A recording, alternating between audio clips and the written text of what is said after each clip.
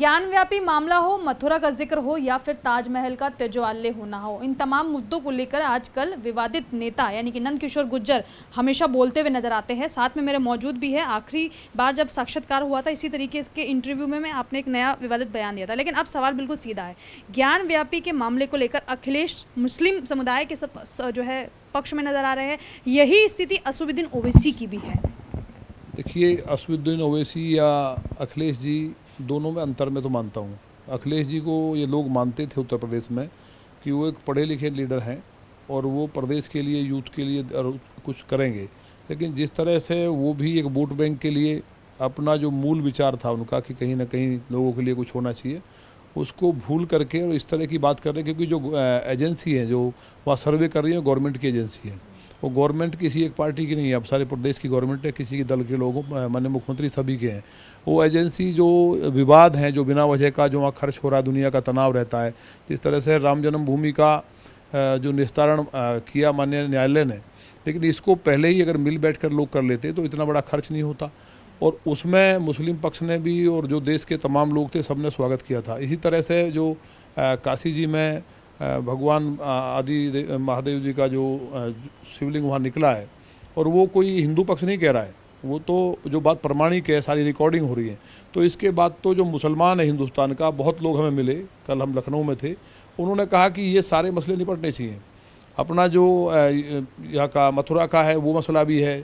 अब देखिए, कोई भी ऐसी चीज़ नहीं थी जो विदेशी आक्रमणकारी थे। जो भारतीय मुसलमान हैं वो सारा का सारा मुसलमान इस पक्ष में है कि जो भारतीय संस्कृति है वो मजबूत हो, और वो जितने भी तोड़ फोड़ करके बनाए गए उन सबको दोबारा पुनर्स्थापित किया जाए, सबका जीर्णोद्धार हो, उसके पक्ष में है। लेकिन कुछ लोग जो कहीं ना कहीं जो आईएसआई से फंडिंग हो रही है, जिनको जो इस देश में बवाल करके जो अपने हित साधना चाहते हैं, वो लोग इस बात का। अखिलेश यादव असदुद्दीन ओवैसी की तरफ इशारा है फंडिंग को लेकर आईएसआई से।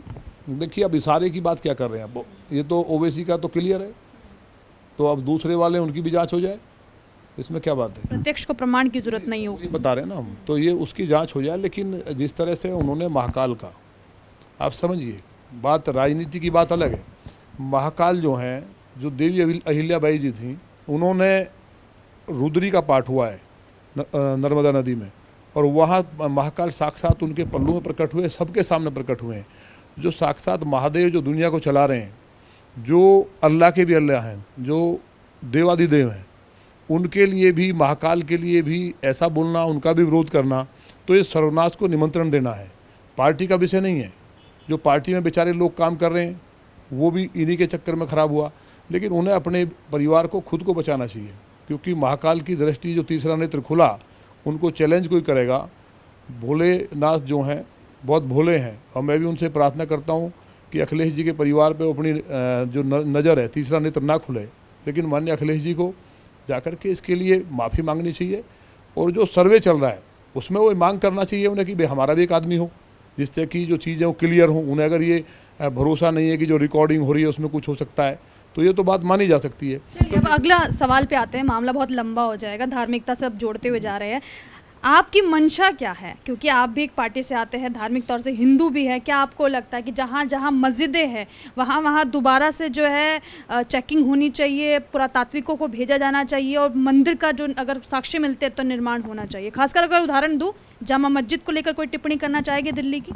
देखिए, जामा मस्जिद की बात नहीं है। जो स्थान इस तरह के विवादित हैं, पूरा देश जानता है, हिंदू, मुसलमान, सिख, ईसाई सभी जानते हैं इस बात को, कि जैसे लाल किला ही है, तो लाल किला बताया जी शाहजहाँ ने बनवाया, तो ये कैसी उल्टी बात है। ये लाल किला नहीं, ये लाल कोट है। यानी कि लाल किले की भी जो है खुदाई होनी चाहिए, साक्ष्य। हाँ, वो क्लियर है, उस पर अपना नाम डाल देने से थोड़ी हो जाएगा। अब जैसे लाल किला, जो लाल किला नाम नहीं था प्राचीन, इसका नाम लाल कोट है। लाल कोट, लाल कोट है, गुर्जर सम्राट जो यहाँ रहे, प्रतिहार राजा, उनके द्वारा बनवाया गया। इस पर भी अपना मोहर लगा के कर दिया शुरू। ऐसे ही चाहे ताजमहल का इशू हो, चाहे अपना मथुरा जी में भगवान श्री कृष्ण जी की जन्मभूमि का इशू हो, स्पष्ट दिखाई दे रहा है कि वो मंदिर हैं, नीचे ऊपर गुम्बद बना दी। जामा मस्जिद को लेकर भी आपको ये स्थिति लग रही दिल्ली की? नहीं, जामा मस्जिद के बारे में हम, देखिए, हम हिस्ट्री के स्टूडेंट भी हैं, तो हम बिना किसी उसके तथ्य के कोई बात नहीं करेंगे। लेकिन जो चीज़ें प्रमाणिक हैं, जो स्पष्ट दिखाई देती हैं, उनके बारे में तो कह सकते हैं ना। तो उनका पुनरुद्धार। ताजमहल तेजोआल्य है, मथुरा की जो भूमि को लेकर विवाद चल रहा है वो सुलझना चाहिए, क्योंकि वहाँ पे भी हिंदू पक्ष अपनी साफ दावा ठोक रहा है। ज्ञान व्यापी को लेकर आप स्पष्टीकरण दे रहे हैं।